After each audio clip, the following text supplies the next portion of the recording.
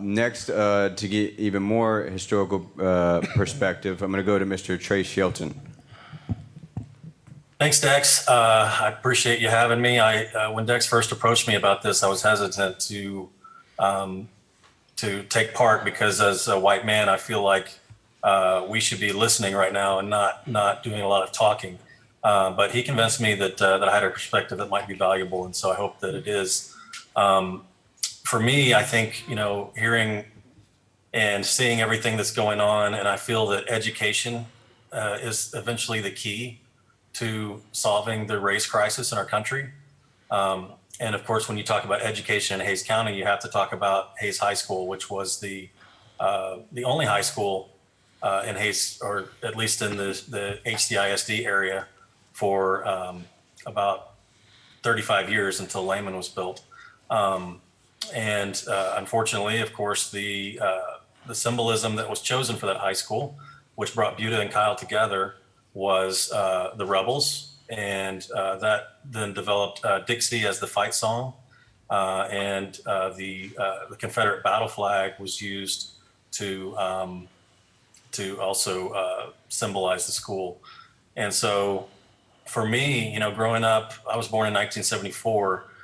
Buda was a pretty small town. Kyle was small. It wasn't as connected as it is today. Austin seemed like a long distance from here. And we grew up in kind of a bubble. And I grew up, my dad was the coach for all those years. And so I grew up all over that high school, at the gym, at the tennis courts, on the football field. And I grew up idolizing the Hays Rebels. I remember the effect that when Dixie would play and everybody in the stands would be cheering together, those of us who were from the area, we identified that as a positive thing that brought the community together.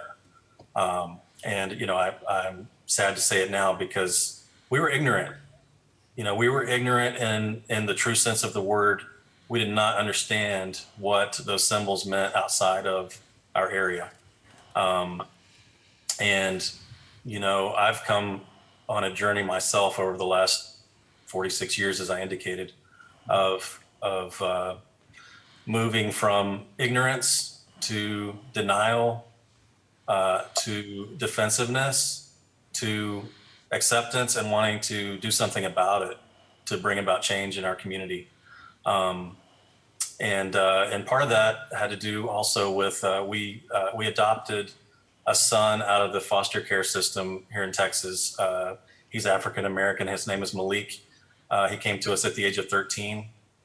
And within the first year in our house, he came home one day from school with the N-word written on his arm. And we asked him how that happened. We actually got called up to the principal's office to talk about it.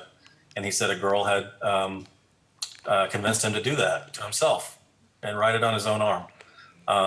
And there were other instances like that into high school where we were called in because people were calling him the N-word or whatever.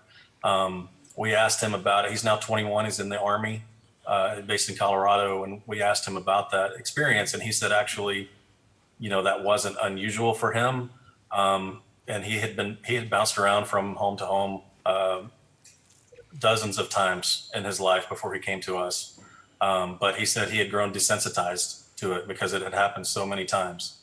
And I think that experience, for me, it helped me move from a place, one of the panelists indicated earlier, sympathy and empathy are different.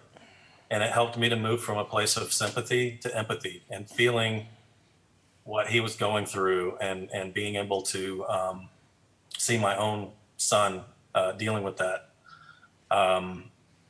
Really hit home with me. And I think that's what's hitting home with a lot of people now too, seeing what happened to George Floyd. And as many have said, I mean, that is the latest in a long line of killings, unlawful killings like that.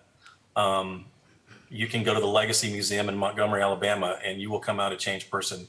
They have a lynching memorial that is incredibly powerful and sadly extensive. And so anyway, to bring it back to Hays High School, I just I'm a passionate believer in education, as I indicated at the beginning. And, I feel that no child should have to go to school feeling oppressed by the symbols of that school. And that's just all there is to it.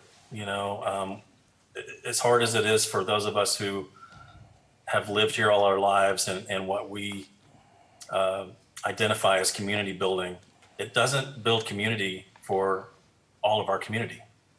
That's the bottom line, and that's what a school should do. And every kid should feel safe to learn at that school, and that's how you learn.